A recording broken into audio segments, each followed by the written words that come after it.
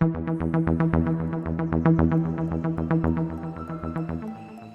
conventional economy is an economic system in which everyone has complete freedom to engage in economic activity without any specific rules. They are focusing on supply and demand trends to get the market price. However, there are two economic systems that are known by the people, which are capitalism and socialism.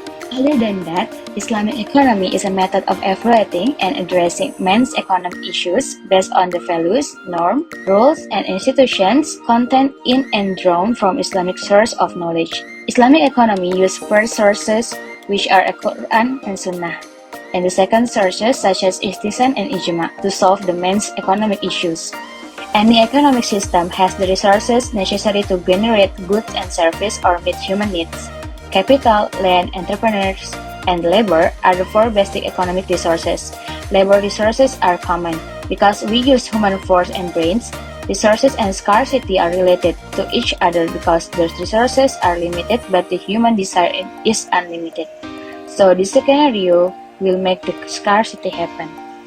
Scarcity is recognized as an issue in economic system. Scarcity forces consumers to limit their option of goods and services, forcing them to select things and services that maximize their needs and satisfaction. Scarcity also forces not only consumers but also the firms in terms of production, which mean limited resources and factors of production to produce goods and services. This will cause the firms to minimize their cost of production and maximize their profit when they sell the goods or provide the service. Because of the scarcity of resources, it is difficult to meet all human needs, which will make fulfilling SDG 12, responsible consumption and production, difficult. So there are 5 questions have arisen regarding this topic that would be highlighted. The basic resources of economics have been divided into 4 categories, which are land, labor, capital, and entrepreneurship. Firstly, land. The term of land doesn't only include common and natural land, but also includes the resources gained from the land such as water, oil, copper, gas, coal, and forests. It is also known as raw material in the production process. Some of them are renewable like forests, but also some of them are non-renewable such as oil and natural gas. Secondly, labor. Labor is any human input, whether physical or intellectual distribution. Labor transforms a natural resource from its initial state into a capital good. Physical labor, such as working in a factory, driving a vehicle to make deliveries, erecting a building, or stacking products in a warehouse, comes to mind when most people think of labor. All of these actions lead to the creation of products and services. However, rather than physical labor, labor has developed to rely on intellectual contribution. Intellectual contributions would involve different scope of job. For example, a fresh graduate who is graduating from financing and banking capable of contributing their intellectual in a bank or other institution that related to financial management. Thirdly, capital. Usually, people focus on money when the word capital occurs. Money itself is not considered as a resource by most economic scholars. Money doesn't make resources productive, as defined by economic definition. Money is a tool for moving the economy forward, but it doesn't produce anything on its own. In economic resources, it is known as capital goods such as vehicles that have been used to make delivery. Capital goods also could be a machine, transport, or even flour for food production. Anything that involves producing or processing the final goods are considered as capital goods. Lastly, entrepreneurship. Entrepreneurship is the ability to use all of the company's resources to create a product or service that can be offered in the marketplace. Entrepreneurs are usually the ones who directly will receive the profit because they tend to meet and consult with customers through their promoting skills. A successful entrepreneur could be because of their knowledge about the resources too. For example, if they tend not to know the market price, they will offer the price of goods either more or less than average. As a result, they will gain loss. Fundamental question about Islamic economics based on some basic ideas can be inferred to be about the deeper nature of Islamic economics, even though economics has forgotten or taught Islamic economics now, but the concept of Islamic economics really didn't emerge until the 20th century. First of all, it must be based on Islamic Sharia law. Due to different concepts, some issues cannot be occupied by themselves, and social justice issues cannot be changed. Muslims must fully comply with Islamic Sharia law to carry out economic activities. Their economic behavior should be more meaningful, and their moral behavior should be more standardized. Second, a total ban on riba. This also is based entirely on the Quran on knowledge to judge the conclusion above. It is the basis for the Islamic banks because cannot appear usury, a growing number of microfinance, also cannot have the interest for normal economic activity is definitely good things, maybe either capitalism or socialism. There were no legitimate interest-free loans. The third is about the zakat system, which is also very important to the Islam economics. Not only based on the traditional zakat system, it is a powerful tool for maintaining social justice. Many people think that it is outdated and no longer suitable for modern economic activities, but actually it is wrong. With the change of society, more and more people have found the wisdom of the zakat system. This means of equal distribution is extremely applicable everywhere, not only in the past but now, and people will continue to apply it in the future. On more issues, the macro perspective may tell people a lot of answers, but the essence of Islamic economics and Sharia law are still to help others and serve the society to the greatest extent. Many people have been confused by self-interest. We must make social justice and social equality a reality step by step. In order to create the best economic structure, we should start from us, pay more attention to all mankind, and seek more welfare for them. Next, the third question is, what is the relationship between conventional and Islamic economics regarding scarcity? According to the conventional system, economic is an activity that attempts to meet all of humanity's needs and desires. Humans require food, water, clothing, and protection to survive, which are referred to as primary, secondary, and tertiary necessities. As a result, in order to earn a living and accumulate money, each individual must engage in economic activity. Individuals, for example, must perform work for their own benefit. Their earnings will be used to meet their needs and ambition. However, all individuals must deal with an economic dilemma known as scarcity, which prevents them from fulfilling their needs and desires. Scarcity is also linked to the distribution and consumption processes. On the one hand, every individual desires to consume finite products and services in order to satisfy their unlimited desires. Goods and services are limited because the resources or factor of production that can be used to produce them are relatively limited. On the other hand, because resources are scarce, providing certain commodities and services implies leaving others unprotected. Because human needs are not restricted by the method of satisfying needs, goods and services are, there is a shortage of ways of satisfying needs, which is a resource or factor of production. On the other hand, scarcity is an unlimited problem of people's needs and desires in the world with limited resources.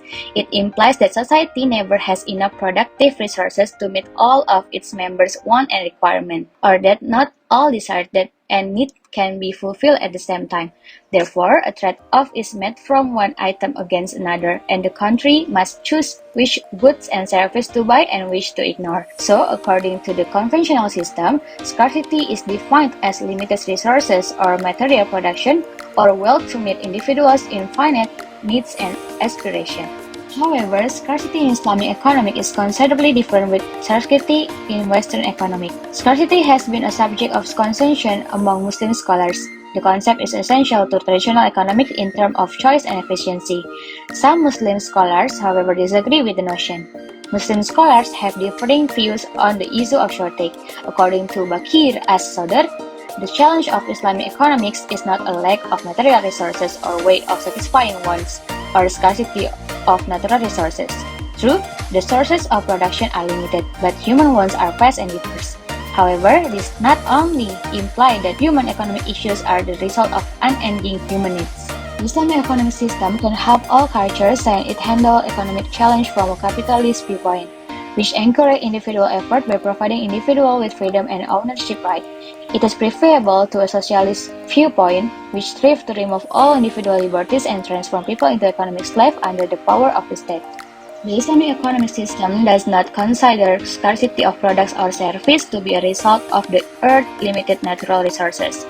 For Allah created the planet and all its content for man to face his life in the world. Allah created the earth, the sky, and everything in between for man. As a result, it should not be a human, particularly a Muslim, for whom nature supplies limited natural resources or necessities. It means that Islamic economics reject the absolute scarcity which exists in the world, such as the water at sea. The major issue in the Islamic economic system is not the creation of product and service to fulfill shortage, but rather the distribution of property or money in the form of good or service in the middle of society. So Islamic economists reject absolute scarcity, which is the presence of a scarce creation by Allah, but is allow relative scarcity such as property distribution. So, how to make rational use of the so-called scarce resources in the Islamic economy? The impacts of lacking of justice and equitable distribution of income in a society are tremendous, which invite health, social, moral, and economic problems. Obesity, mental illness, drug and alcohol misuse, killings, incarceration rate, decreased life expectancy, overconsumption of resources, teen pregnancy, and a lack of social mobility, for example, are all linked to wealth and resource disparity. Inequitable wealth distribution also leads to poor health, lower educational attainment, greater crime rates, drug and alcohol addiction, reduced social capital investment, and fewer collaboration with and faith in government. In truth, inequality is harmful to both the affluent and the poor. As inequality increases, society suffers. Many studies show that income disparity has a major negative impact on economic growth, albeit this is not universally agreed upon. If all economists believe that scarcity is the most important issue controlling humans on Earth, the response is to increase the quality and quantity of output. This would result in a significant increase in a country's macroeconomic output and a lack of focus on agricultural distribution. The most commonly held belief is that a country's well-being is characterized by an increase in the production of goods and services as a means of meeting societal needs. A monopoly of ownership will result from a lack of focus on wealth distribution. People with a lot of money or property will obtain a lot of money or property, whilst those with little money will get a little wealth or property. As a result, the wealthy will get richer and the poor will get poorer. The Islamic economic system can benefit all societies because it approaches economic issues from a capitalist perspective that gives individuals freedom and ownership rights and encourage individual effort, rather than a socialist perspective that seeks to eliminate all individual rights and turn them into economic slaves controlled by the state. If completely implemented, the Islamic economic system can limit excessive wealth accumulation while ensuring balanced income distribution. To address such unattractive societal issues, Islam places a strong emphasis on fairness, justice, and equal sharing of income and resources. The first goal of wealth distribution is to provide a means for establishing in the world a system of economy that is natural and practicable, and that allow every individual to function normally according to his ability, aptitude, choice, and liking so that his activities are more fruitful, healthy, and useful. And this cannot be achieved without a good connection between the employer and the employee, as well as proper use of natural force of supply and demand. This is why Islam accepts this aspect. The second goal of the Islamic system of wealth distribution is to ensure that everyone receives what is properly his. However, the notion and requirement of this right in Islam differ from those in other economic systems. There is only one method to acquire the right to wealth in materialistic economic system, and that is by direct involvement in the production process. The third essential goal of wealth distribution, according to Islam, is to allow wealth to flow as broadly as possible in society, narrowing the gap between affluent and poor as far as it's natural and practical. In this regard, Islam has taken the position that no individual or organization has a monopoly over the fundamental sources of wealth, but that every member of society has an equal right to profit from them. How does scarcity affect the SDG 12? SDG 12 is instrumental for reconciling economic, social, and environmental objectives and decoupling greenhouse gas emission from economic growth. Sustainable Development Goal 12 also ensures sustainable consumption and production, or SGP, patterns promote increased human well-being while decoupling economic growth from resource use and environmental degradation. SGP is one of the most cost-efficient and effective ways to achieve economic development, reduce impacts on the environment, and advance human well-being. Achieving SGP will deliver not only SDG 12 but also simultaneously contribute significantly to achievement of almost all of the SDGs, directly or indirectly. As mentioned before, scarcity is an unlimited problem of people's needs and desires in the world with limited resources. Scarcity is recognized as a problem in the economic system. Scarcity forces consumers to limit their choice of goods and service, forcing them to choose goods and services that maximize their needs and satisfaction. It implies that society never has enough productive resources to meet all of its members' wants and requirements, or that not all desires and needs can be fulfilled at the same time. Therefore, a trade-off is made from one item against another, and the country must choose which good and service to buy and which to ignore. Every society at every level must make choices about how to use its resources. Economics help us understand the decisions that individuals, families, business, or societies make, given the fact that there are never enough resources to address all needs and desires. Saying this, it is very important to provide socialization about the understanding of scarcity. If the demand is greater than the availability of the resources, the price will soar. Unemployment increases due to lack of financial resources. When someone can't satisfy their needs because they don't have exchange value, they will do everything they can to fulfill their needs. In this condition, the impact on the potential for crime. Therefore, the poverty rate increases. This is again the mind of the government. Of course, it will hinder the implementation of the SDG 12 program. Because of the scarcity of resources, it will be difficult to meet all human needs, which will make fulfilling SDG 12, responsible consumption and production, difficult. Therefore, SGP's contribution to society to focus on resource efficiency failed or was hampered. It also proved that there are not enough policies to tackle excessive consumption. In fact, efficient management of the use of scarce natural resources is one of the important targets for achieving SDG 12 goals.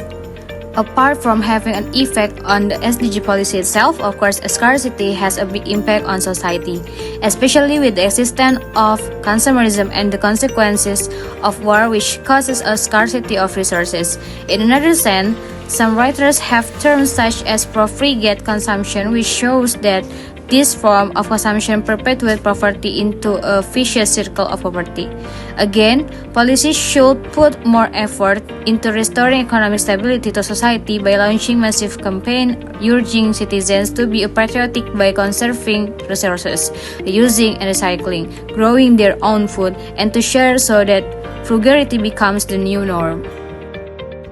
In conclusion, Islam emphasizes that scarcity doesn't exist because Allah's gift is abundance in this world, and humans are held accountable for any resources they pose to spend on others, such as zakat, alms, or wakaf, with the intent of improving an individual's socio-economic status and fulfilling happiness in this world and the hereafter.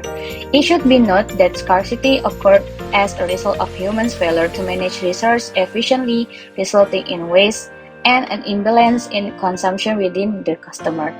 As a result, several parties have thrown in to keep resources from becoming limited and to handle the situation correctly. Significantly, this effort can be seen in the United Nations Development of Target 12 in the Sustainable Development Goals. So, without a doubt, the issue of scarcity should not be treated lightly and should be handled forcefully.